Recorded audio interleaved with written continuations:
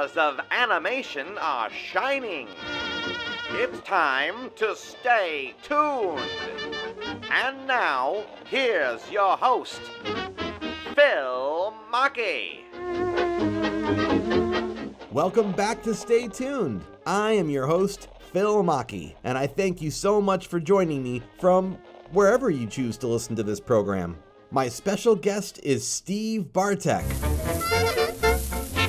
Recognized on guitar as part of legendary rock band Oingo Boingo, Steve's long-standing professional relationship with composer Danny Elfman is full of milestone music. This includes animated productions like The Nightmare Before Christmas, Corpse Bride, and Frankenweenie, to live-action blockbusters like Batman and the Men in Black films. He's a composer for film and television, an orchestrator, a flautist, and it is now my great pleasure to present my conversation with Steve Bartek, all in just a few moments. But first, this.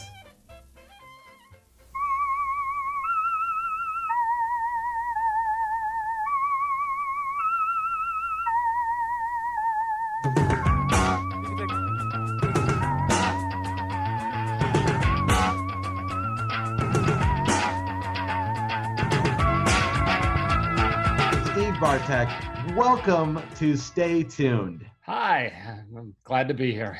Yes, it's great to have you here, legitimately, as I have been a fan of yours since high school. We'll just say since high school. We'll leave it at that. I won't say when high school was.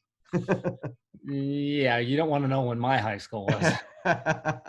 So you've got a lot of musical credits to your name, and if anybody does a little bit of digging, they'll understand what I'm talking about. Can you tell me the difference between terms like orchestrator, score producer, arrangement, things like that?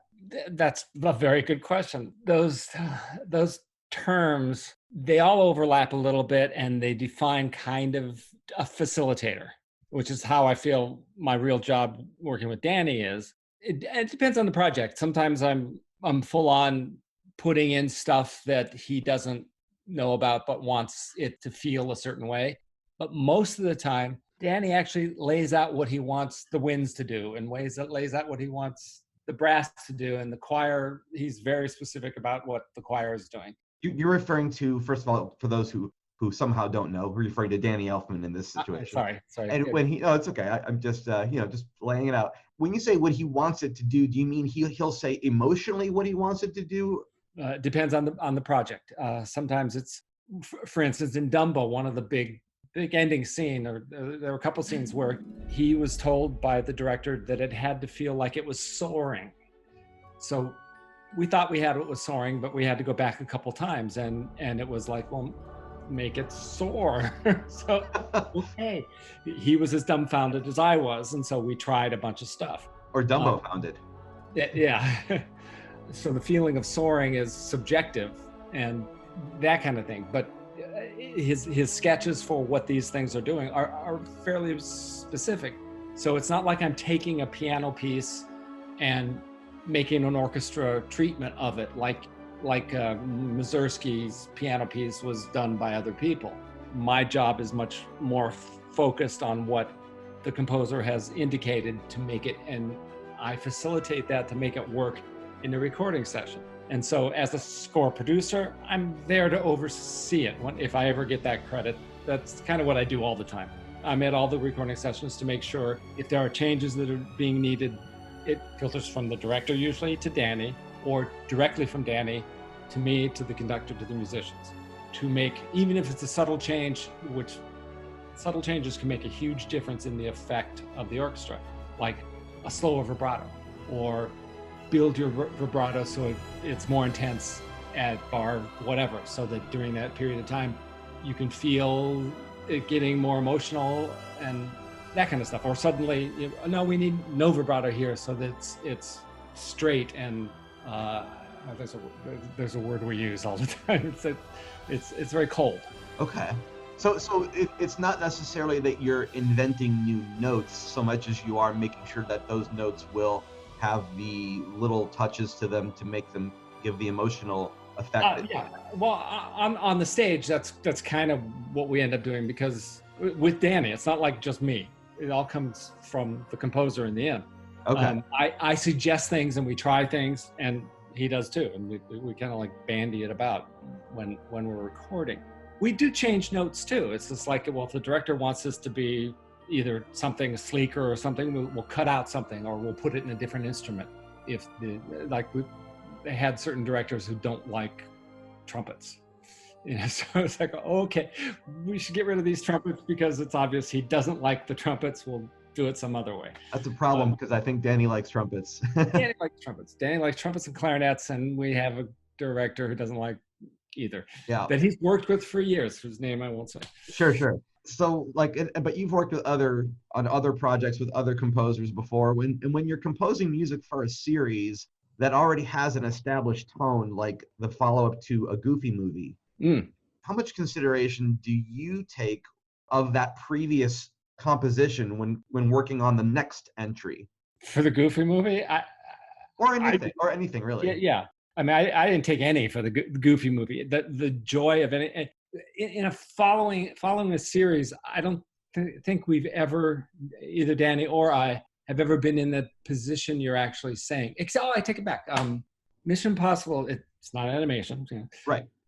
But Danny went to the original sources and used the tone and some of the actual little theme of the Mission Impossible Lalo Schifrin TV background, the light, the flutes and the stuff that he thought was really set the tone for the center. He only used the theme twice. Yeah.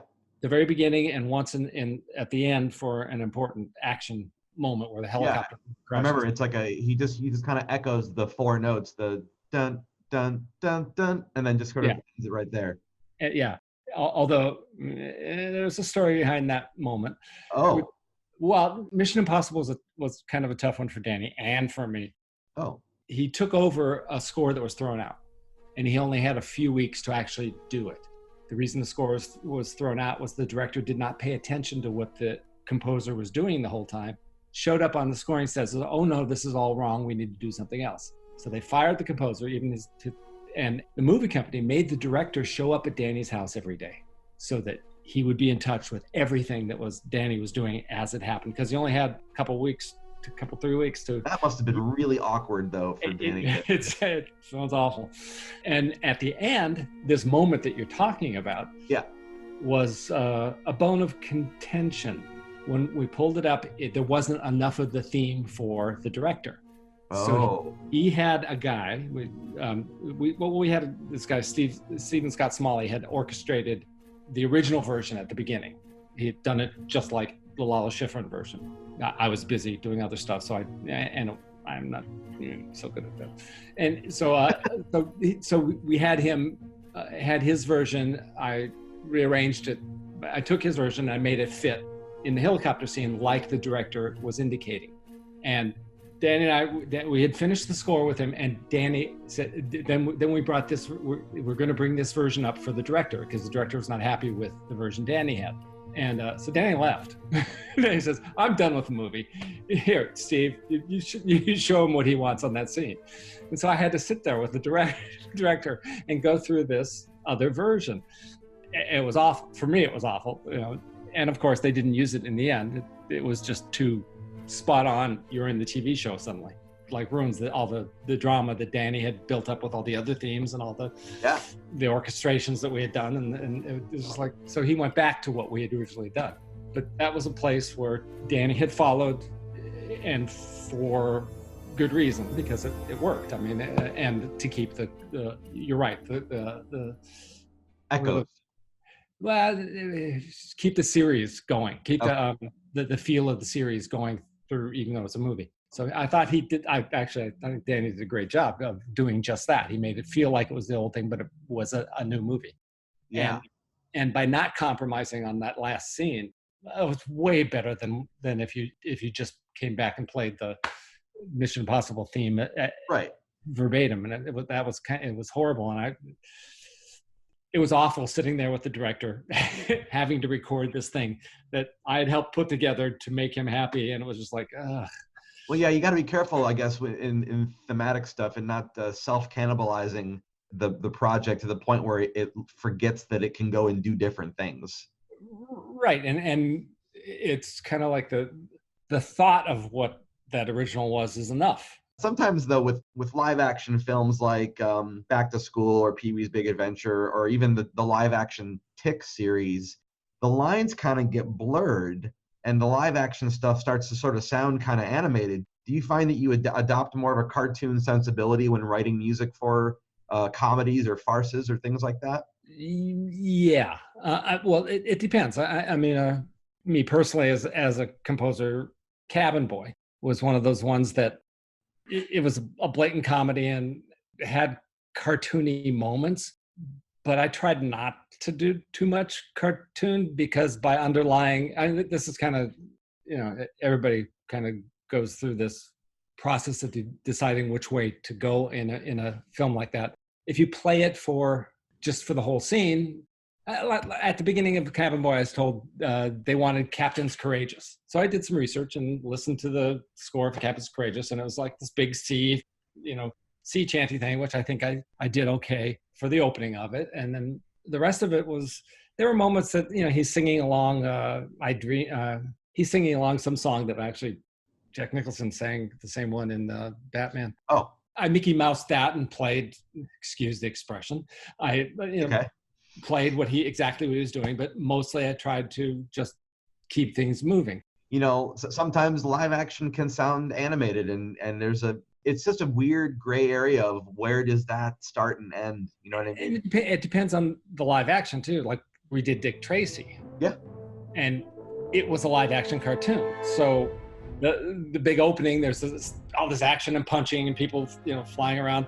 Danny spent lots of time writing this opening main title. It was during the main title and getting all the hits and punches and everything so that it worked with the music and it was all kind of musical.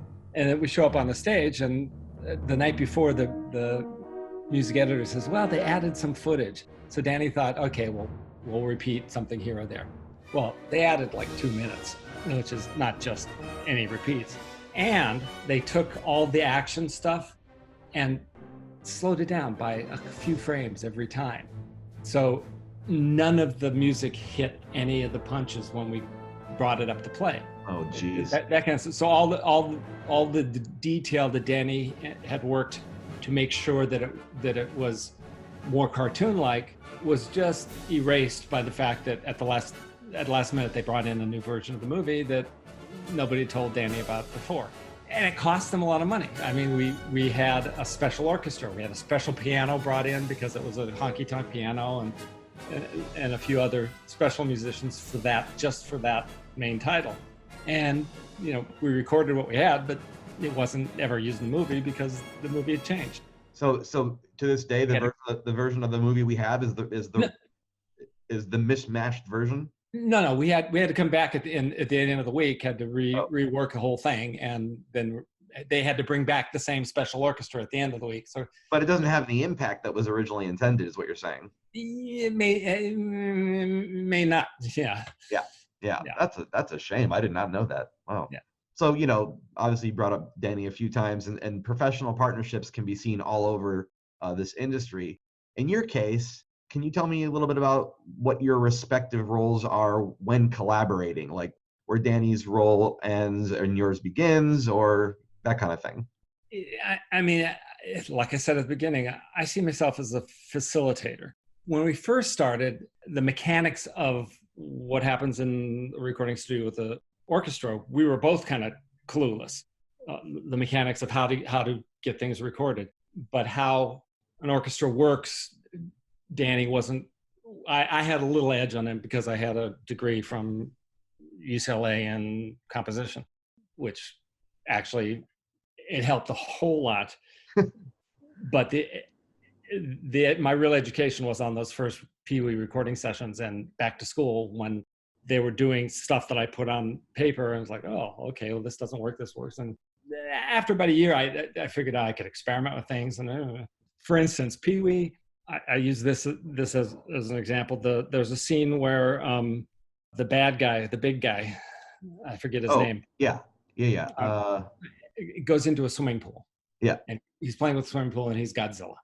So the music Danny wrote, it was much like Godzilla. He said what he wanted, and it was just a piano piece. And so I filled it out. At that point, I got to do more because he was real nervous about it. I filled it out, and I sat with the music editor, making sure we knew what beats everything hit, because Danny was just playing along with the piano at that point, which now is kind of how he starts. He plays along with his synths, but he cleans it up and he makes sure, at that point, it was me and the music editor figuring out where the hit points are and timings and how many beats for this bar to make the next chord land in the right, that kind of stuff. And it was a huge education, thanks to the music editor was Bob Badamy, who just was wonderful, stepping us through all this stuff. So at that point, I picked up and made it work with the picture. Yeah. Since then, it's been a lot different. Danny grabbed the reins. He got a click track sequencer thing. I forget, SBQ something, some Roland thing that gave him a click. Up at that point, he didn't have a click to be writing to. He was just. Now, what is the click? Is it measuring where the points of impact are going to be in the story? A click gives you a tempo that's locked to the picture. Which then gives you a chance to, I'm going to make it a little faster. This is going to be on beat 5 instead of on beat 4.5. Okay. So it's there's a real science to writing music in this sense. There kind of is. There used to be a book called the Click Book that had all the numbers of how many seconds in or how many frames in this tempo will get you to what bar. It's like how many bars per So second. when making a film like, I don't know, Corpse Bride, for example, which is obviously animated, animation is very premeditated, which is it's in a way that live action maybe isn't. No, yes. So is that click process the same in animation? The process is the same. It's that with the animation, it doesn't change on you. I mean, clicks were designed, I may be all wrong with the history, but like Carl Starling and were designed because of animation, where the tempos had to change so radically within the animation to make it all kind of fit, which is why that music kind of goes everywhere and speeds up and slows down. Sure. Is it easier to? Well, I mean, originally they did it with called them pops and streamers. Okay. Is that they punch holes in the film so that there'd be a flash of light every beat or a flash of light every bar, so that the conductor can go, I'm behind, I have to speed up a little bit. And then a streamer will be a line that they drew physically on the film. Okay. It would go slowly across because they had these big wooden things that they lay the film on, and they draw at an angle this big white mark. And so the conductor, as he's flying, he sees this white mark move from one side to the other. And when it hits the other side is where it has to coincide with something on the screen. So these pops and these streamers were what used to keep it all together. And then they started, actually Bob Badamy was one of the first PC hardware program and software program for generating clicks. What they used to do is generating clicks out of a computer that's locked to SMPTE, which is a time code embedded in the picture. So that electronically it locks in, and it's always the same every time you play it. They used to have Bob Badamy, when we were doing Pee-wee, had it was a very important movie, apparently. Yeah, well, it's our first. He'd be carrying different rolls of different tempos. So there would be an audio click that they were all different tempos, and he had to edit them together if the tempo changed. And doing I forget how they got through retards, and I think they just turned the click off, and it was up to the conductor to get it going right. Okay. But these days, when was that? 1983 or 4. Yeah. Since then, it's gone through a couple. There was a thing called the Oracle that ran on PC laptops for a long time that everybody used in the studio. But now, 85.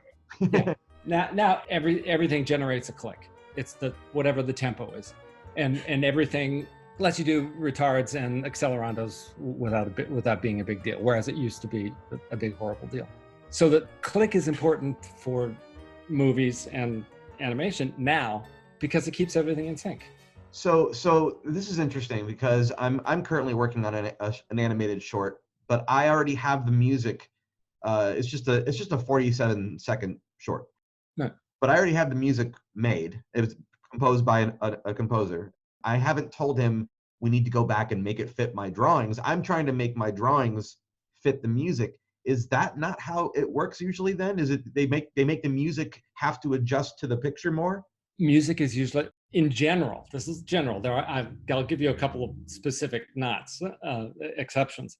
In general, the music's the last thing. The director they have some temp music and they kind of throw it in so that they can look at it or show people that make it feel like a movie of some sort that they steal from other movies that have been out. But when it comes down to it, the music is the last thing that goes in. So I worked with this guy, John Bryan, and the thing that floored me in one of the projects he did was that the director, while they were filming, had him write music so that they could play to the actors. I mean, this is one step beyond what you're saying, because what happened is that he spent 2 days and he wrote all this stuff and recorded it with he's one of those musicians that plays everything. So he just layered a bunch of stuff and came up with a feel and a sound, and they played it to the actor. This was Punch Drunk Love. They played it to the actor while they were doing the scene. It was like in the earphones or something. And if you look at that movie, it's like Adam Sandler never acted like that before or after. It is like a completely different kind of performance because he was listening to John Bryan's music. And so that was an instance where the music actually influenced the filming. Wow. Lots more music with Steve Bartek after this.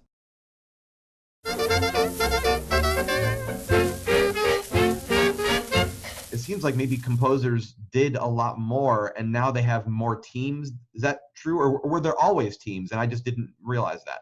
From what I've read, there are always teams. Like on some movies, there are actually 4 or 5 composers, even though the one composer gets, right. I mean, we're talking Bernard Herrmann days even, and Nicholas Rosa. Sometimes they didn't do everything because in the end, there wasn't enough time for one person to do everything. Right. And that's kind of exactly, it's even worse now because of Avid and because of Pro Tools. They can change everything. Like I said, on the Dick Tracy thing, it's like the night before they added 2 minutes and changed the entire scene. So we're spoiled for choice now, and it's causing us to have to run to catch up, is what you're saying. And at the same time, it changes the recording process because it means that the editor, after we've recorded, it has to assume that the movie's still going to change. Oh.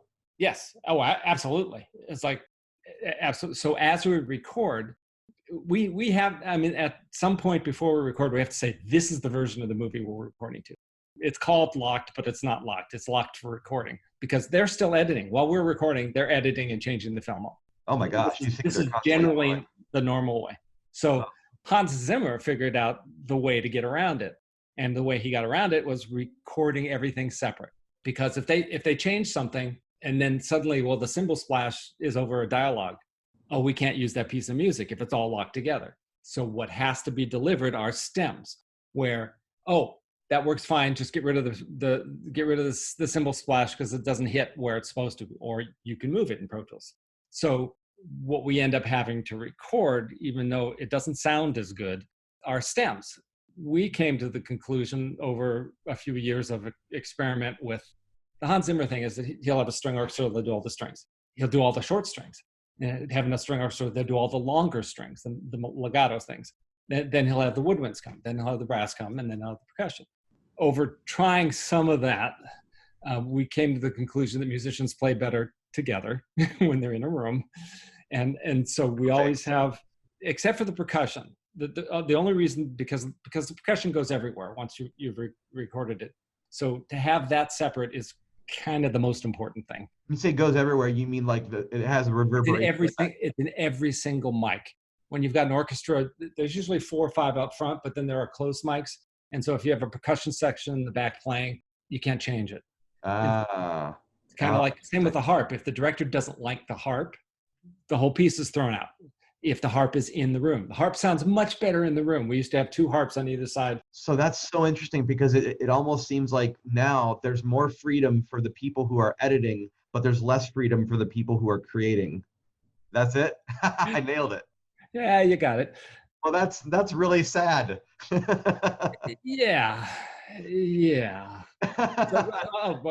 So the way we end up doing is we get them all in the room. We have them play together, which actually we found that brass players have trouble listening on headphones to strings that that they didn't play with. And part of that, I read this book where the strings by themselves tune with their ears and their fingers to just intonation, not just, they tune to each other's harmonics. So if they play an E flat chord, its third is just a little different than when a piano bangs on it, because the piano is tempered scale is approximate. The third is moved around so that it can also be a fifth, and it can be relate to all the other notes. Whereas a really like an in tune harpsichord is either in the key of D or not. You can't play in the key of E flat on it because all the relationships are just a little off.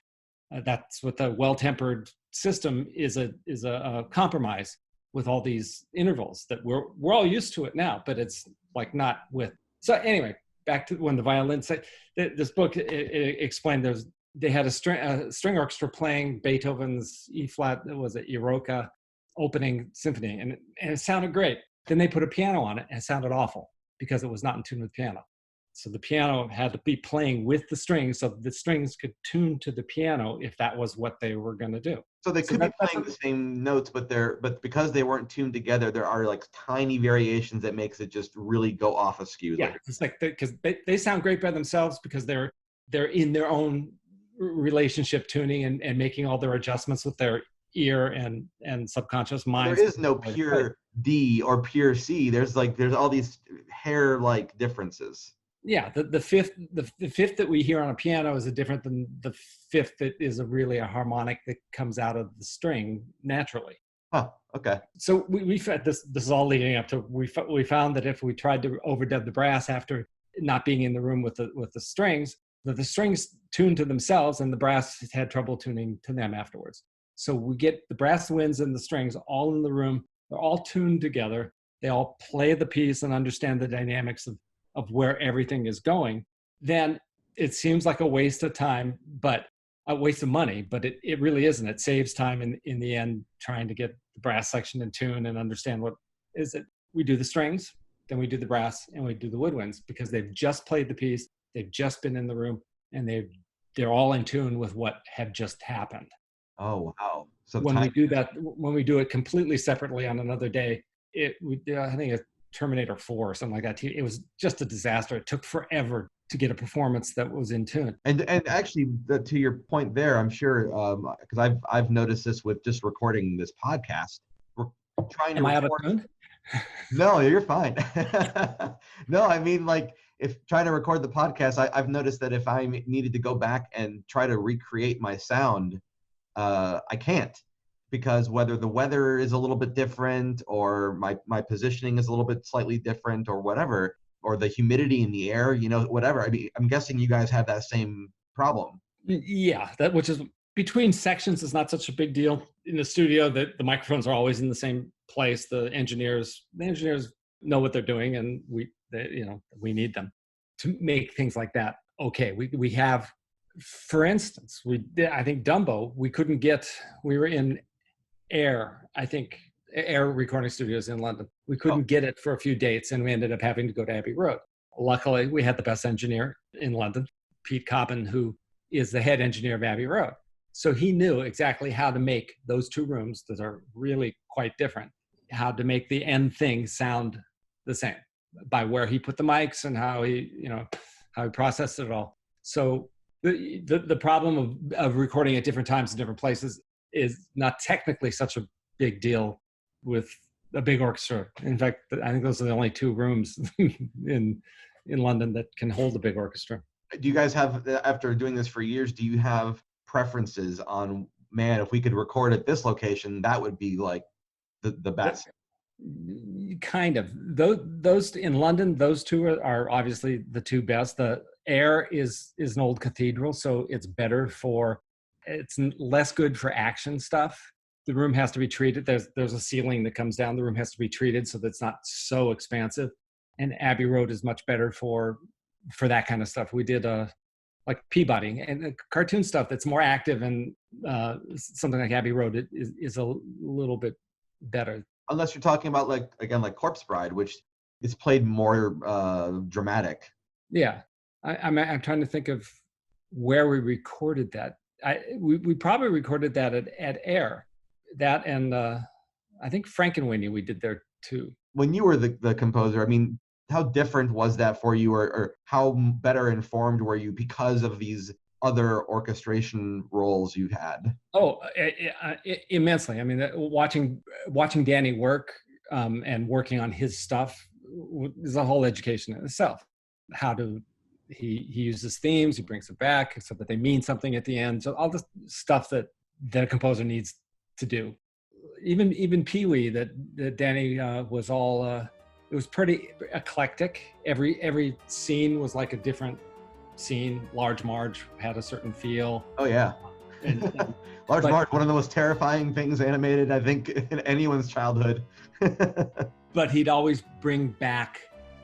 By the time we got to the end, it felt complete when you heard Pee-wee's Little Melody come back, because it had been insinuated through the whole thing, even though there was the Simone's theme and there was the Crazy Clown Dream. Oh yeah! Oh my gosh! Which that theme was used in another dream. There was a couple dream sequences that we used. Yeah. Godzilla in the swimming pool with the big guy that I had talked about before comes back when they're chasing through the movie studio. Right. So the one thing I think I gleaned from working with Danny was what a composer's supposed to do to make it feel like you get to somewhere at the end. Okay. You've been on some that it completes, that whatever how the story gets to somewhere at the end, the music has to do the same thing and feel like you've right. The music has its own narrative that feels like it makes sense along with the actual narrative. So there's an arrival, the right kind of arrival at the end. So did your career path so far, did it follow your expected trajectory, or are you did you secretly wish you were going to be an astronaut when you were a kid? No, music I kind of figured music was what I wanted. I started playing the flute in 3rd grade, I think. I wanted to be Jean-Pierre Rampal. I wanted to be the best flute player in the world. And then the Beatles came out, and then I wanted to be the Beatles. And then I discovered Django Reinhardt and Charlie Christian and Jeff Beck, of course. And then finally John McLaughlin. And at that point, I wanted to be the best guitar player in the world. And while I was at school, I wanted to be better. I wanted to be Stravinsky. I wanted to be a composer for a while there. And so all these kind of paths, things, I've been lucky enough. I never got to the point where I was the best of any of those things, but I got to the point where I got to indulge in those. I got to be part of this. I got to be a guitar player in a rock band. I work with Danny Elfman. I got to be a composer for films. So I've been very lucky. I see them every day. There are people that are way more talented that are not as lucky or have not had the opportunities that I've had. And so I'm very grateful to be in the position I'm in. But to be fair, you are incredibly skilled at what you do. It is not some dumb luck that you're continuing to work.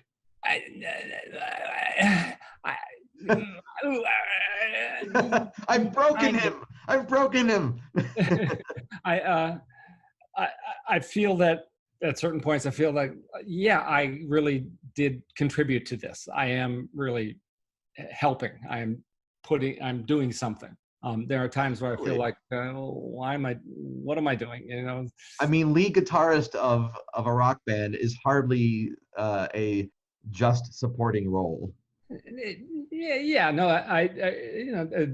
Oingo Boingo was never really a lead guitar led band. It was an ensemble. It was Danny's songs, and it was lots of parts. We all played parts, kind of. If it's not lead, what would you call it? Just guitar. I mean, Danny. If there was a solo, I played a solo. But the guitar part. Actually, the two best guitar players in the 80s to me that made one best guitar band was XTC. The two of them, the intricacies of how they played together, to me, it was just dumbfounding. They weren't playing the same stuff. They weren't, it was really intricate and kind of wonderful. And I tried to use that aesthetic when Danny and I played, so that we weren't always just doubling each other or doing that kind of thing. Well, you guys definitely have an excellent working relationship. Obviously, I mean, it still continues to this day. So, one other question: can you talk a little bit about how Harvey Beaks was a different sort of experience than working on a film that's only 2.5 hours? Obviously, a TV series is going to be a different day in and day out routine, I imagine. Harvey Beaks was actually really fun. Ego Plum's a wonderful guy and very, very creative. He managed to get a budget for an orchestra, which is the only reason I was involved. And he let me have at what he had written. And so sometimes I'd show a different version of kind of what he had. So I got to, with him, I got to play a little more and have a little more freedom. Although his inexperience in recording an orchestra, I had to goad him into pay attention, change things you don't like, make suggestions. It's like the first time which was kind of the same with me and Danny and Pee-wee's Big Adventure. The first thing was like the first piece of music that was played was the opening, and both of us were just like forward to the back of our seats going, an orchestra, boy, that sounds good. For Ego, it was compared to the synths that he's playing all the time. Suddenly there's, some emotion in these 8 notes that he's written as a melody. Very exciting, I imagine. Yeah, so the very beginning was kind of that. And as it went on, much like with Danny, he got a hold of what it was he could do with this ensemble and orchestra. And at certain points, it was like, there was one really fun one with, it was a Christmas special that he got extra money to get a choir and stuff. So I got to do some fun, noisy stuff with the choir. Have you ever heard of Maurice Cagle? Mauricio Cagle. He died a few years ago. He's a kind of minimalist composer. He did this great piece for choir just called RRRR. Okay. And what it is, within the piece, there's a lot of where they're just rolling R's and singing. I can't roll my R, so I can't do it. You mean like... Yeah, exactly. So I got the whole choir to do that. It was a snowstorm scene. So I put that in there just because I could. Oh, wow. That's... So you were influenced by that RRRR piece. I wouldn't have thought of it if I hadn't heard this piece. I mean, it was, as a device for the cartoon, it looked and sounded great to me. And I sold the idea to Ego. So Did you ever see yourself working in any facet of animation, or is it for you, is it all film and there's really, it's project to project, it's not really divided by that sort of creative separation? I mean, obviously it's not all the same, but it's all film. Kind of like you were talking about the click. Yeah, the differences in animation is that it doesn't change radically at the last minute. But often with animation is like, we're not orchestrating or writing to a finished thing. We have drawings there's a name for it, storyboard. Yeah, or an animatic. Animatic, yeah. That it expresses what's supposed to happen, but when it comes in, it's going to be a little different. So Steve, thank you for the musical history, the lesson. I mean, really, this has been such an interesting conversation for me. My pleasure. It's great talking to you. Oh, awesome. Thank you. And we look forward to seeing you once the bands start playing again. Yeah, we can hope. That's gonna do it for this episode. Thank you all again so much for listening in at home. Special thanks go out to Steve Bartek for making the time to join me on the show. Support for Stay Tuned comes from listeners like you. Find out more by visiting patreon.com/Phil Machi. Follow me there for free and keep up with my latest creations. Or you can subscribe at a level convenient for you, which really does make all the difference. Visit me on YouTube, where you can get caught up on previous episodes of Stay Tuned. Check out my visual art at philmachi.com, and remember to join the amazing Stay Tuned community on Facebook for free daily news from the world of all things animated and to connect with other fans of this podcast. Join for free now at facebook.com/groups/Stay Tuners. I've been Phil Machi, you've been a wonderful audience, and until next time, keep those eyeballs peeled, those ears open, and be sure to stay tuned.